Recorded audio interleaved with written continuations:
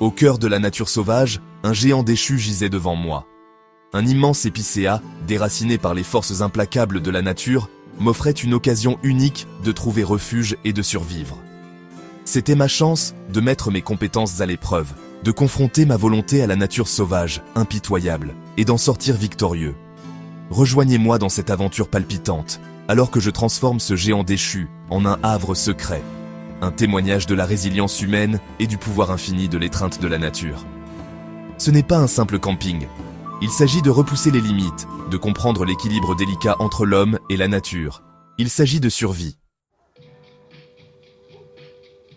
La forêt murmurait une invitation silencieuse, un défi à survivre selon ses règles ancestrales. Mon objectif était simple mais audacieux, construire un abri sûr et confortable au sein des racines exposées de l'épicéa déchu. Le temps pressait, car le soleil commençait sa descente, projetant de longues ombres à travers les sous-bois denses. Le premier obstacle était immédiat et redoutable, dégager les débris du système racinaire. Des branches tombées, épaisses et couvertes d'aiguilles pointues, formaient une barrière dangereuse. Chaque mouvement devait être calculé, chaque pas délibéré, pour éviter les blessures et conserver une énergie précieuse. La nature sauvage exige du respect, et j'étais déterminé à le lui accorder. La nature pourvoit à nos besoins, si l'on sait où chercher. À l'aide d'une branche robuste trouvée à proximité, débarrassée de ses plus petites branches, j'ai commencé la tâche ardue de dégager les débris enchevêtrés. Les progrès étaient lents, mais avec chaque morceau enlevé, je ressentais une vague d'accomplissement. L'abri commençait à prendre forme. Les racines exposées de l'épicéa formaient une charpente naturelle pour ma maison sauvage.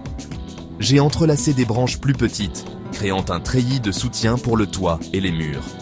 C'était une danse délicate, trouver l'équilibre entre la solidité et la flexibilité, en m'assurant que mon abri puisse résister aux éléments. Les défis se sont multipliés au fur et à mesure que je travaillais. Le sol de la forêt, humide et inégal, rendait la recherche d'une surface plane pour l'intérieur de l'abri un combat constant. J'ai utilisé des pierres plates, soigneusement positionnées, pour créer une base plus stable. Chaque obstacle surmonté alimentait ma détermination. Alors que l'obscurité tombait, je savais que je devais établir des priorités. L'abri était primordial, mais le feu était une priorité tout aussi importante. Rassembler de l'amadou sec, du petit bois et du combustible plus gros est devenu mon unique objectif. Le bruit rythmé de mon firesteel résonnait dans les bois silencieux, un témoignage du besoin primal de chaleur et de lumière. Cinquième étape, une épreuve d'habileté, créer du confort dans la nature sauvage. La structure de l'abri étant terminée, je me suis concentré sur les détails de la vie en forêt. Avec mon couteau, j'ai soigneusement retiré l'écorce des bouleaux voisins, créant des feuilles imperméables pour le toit. Celles-ci ont été soigneusement superposées, se chevauchant comme des bardeaux, pour assurer une protection maximale contre les éléments.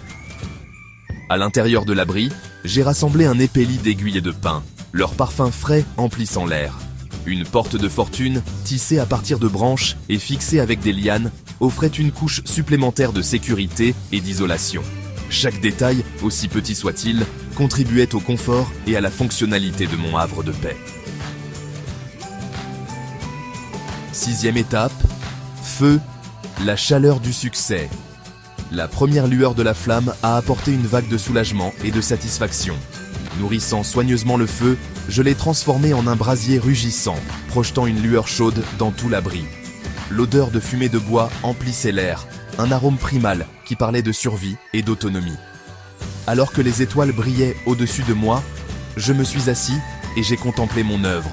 L'abri, autrefois une simple vision, témoignait maintenant de l'ingéniosité humaine et de la volonté de survivre. Les défis que j'avais relevés, les obstacles surmontés, n'avaient fait que renforcer ma détermination. Je n'avais pas simplement survécu à la nature sauvage, j'avais prospéré dans son étreinte. Septième étape, une leçon de survie. Les récompenses de l'ingéniosité. La nature sauvage est une enseignante dure, mais ses leçons sont inestimables. Construire cet abri m'a appris l'importance de l'ingéniosité, de l'adaptation aux situations difficiles, et de ne jamais abandonner. Cela a renforcé le lien profond entre l'humanité et la nature. un lien forgé dans le creuset de la survie. Chaque nœud noué, chaque branche soigneusement placée, témoignait de la puissance de l'ingéniosité humaine. La nature sauvage exige du respect, mais elle récompense aussi ceux qui sont prêts à apprendre ses secrets. C'est un lieu à la fois dangereux et magnifique, de difficultés et de profondes récompenses. 9e étape, rejoignez l'aventure. Explorez, apprendre et prospérer. Ne vous contentez pas de regarder l'aventure se dérouler. Vivez-la. Visitez mon site web pour des conseils de survie exclusifs, du contenu en coulisses et une chance de gagner des prix incroyables. Ensemble, adoptons la nature sauvage et découvrons le potentiel illimité qui réside en chacun de nous. Cliquez sur le lien ci-dessous pour regarder la vidéo complète de la construction de cet abri incroyable et apprendre encore plus de compétences de survie essentielles. L'aventure vous attend.